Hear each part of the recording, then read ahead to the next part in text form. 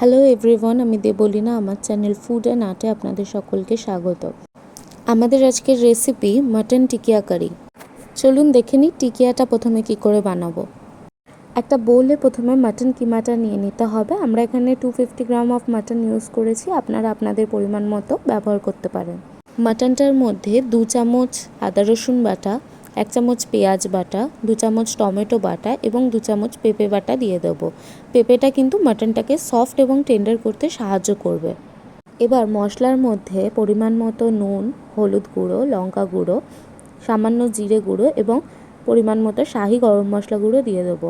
শাহি গরম মশলাটা যেন বেশি না হয়ে যায়, তাহলে কিন্তু সেটা মাটনের যে নিজস্ব ফ্লেভার আছে সেটাকে ওভার পাওয়ার করে দেবে।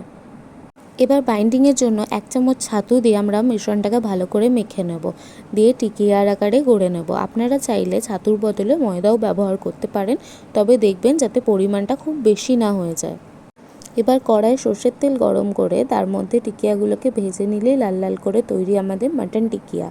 আপনারা চাইলে সাদা তেলেও ভাজতে পারেন, কিন্তু সর্ষের তেলের যে ঝাঁঝটা সেটাই টিকিয়াটাকে একটা বেশ স্মোকি ফ্লেভার দিতে হেল্প করে, যেটা আপনারা পরে যখন খাবেন তখন ডিফারেন্সটা নিজেরাই বুঝতে পারবেন। এবার টিকিয়াগুলোকে সাইডে রেখে আমরা গ্রেভিটাকে প্রিপেয়ার করে নেব। ওই একই তেল থেকে বেশ কিছুটা তেল কমিয়ে দিয়ে তার মধ্যে পেঁয়াজ বাটা, আদা রসুন বাটা এবং টমেটো বাটা দিয়ে বেশ কিছুক্ষণ ভালো করে মশলাটাকে কষিয়ে নেব, যতক্ষণ না ওই কাঁচা গন্ধটা চলে যাচ্ছে।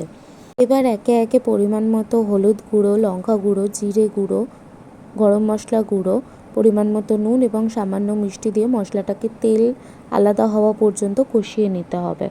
মশলা থেকে তেল আলাদা হলে তাতে সামান্য পরিমাণে টক দই মিশিয়ে পরিমাণ মতো জল দিয়ে তাতে মাটন টিকিয়াগুলো অ্যাড করে বেশ কিছুক্ষণ লো হিটে ফোটালেই আমাদের মাটন টিকিয়া কারি রেডি। ব্যাস রুটি, পরোটা কিংবা পোলাওয়ের সাথে এনজয় করুন।